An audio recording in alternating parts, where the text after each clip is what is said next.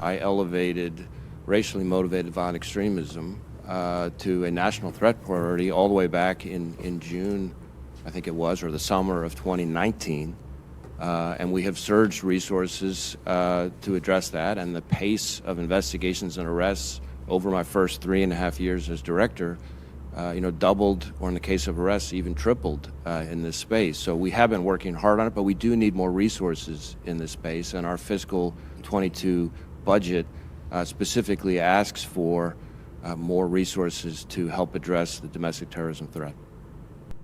The FBI, after attacking the enemies of the Democratic Party for 3 years, they need more money to continue to throw you in jail for that Facebook post of yours. Joining me now, my friend Julie Kelly, author of the great book January 6th. I read all of her stuff, so should you. Julie, does Christopher Wray need more money?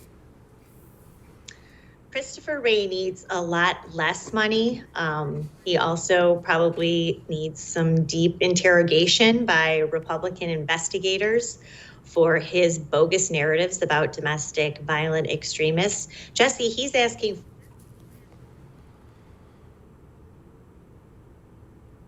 next year as a raise on top of the FBI's $10 billion budget to do exactly what you just said, continue to go after political dissenters of the Democratic Party and Trump supporters. So we know, and I know we'll talk about this, the Newsweek article that says, despite all of Christopher Wray's now for 4 years insisting that domestic violent extremism, i.e. Trump supporters, pose a top threat to the country, no statistics exist to back that up. Okay, Julie, well, I'm sure they're cooking books in some way, but that's what blows me away. This is not a problem that really exists in any significant form, yet they are convinced that it does exist, and they act like it's not only exists, it's getting bigger and bigger, and this is the war of our time. So how are they presenting data to Congress that shows they need a raise? So this is what they're doing, and thanks to some very courageous FBI whistleblowers, we have confirmation that this is what's happening. Christopher Wray, for almost 2 years, has bragged about how FBI agents working out of all 56 field offices are involved in the criminal investigation prosecution of January 6 protesters. So what this whistleblower said is they are categorizing any January 6 case, any charge, whether it's the parading low-level petty offense misdemeanor, which is the biggest charge related to January 6, not insurrection, parading, that is labeled as an act of domestic terror. So he can take all of this together, say, well, it wasn't just a problem in Washington, D.C. on January 6th. This is a problem across the country.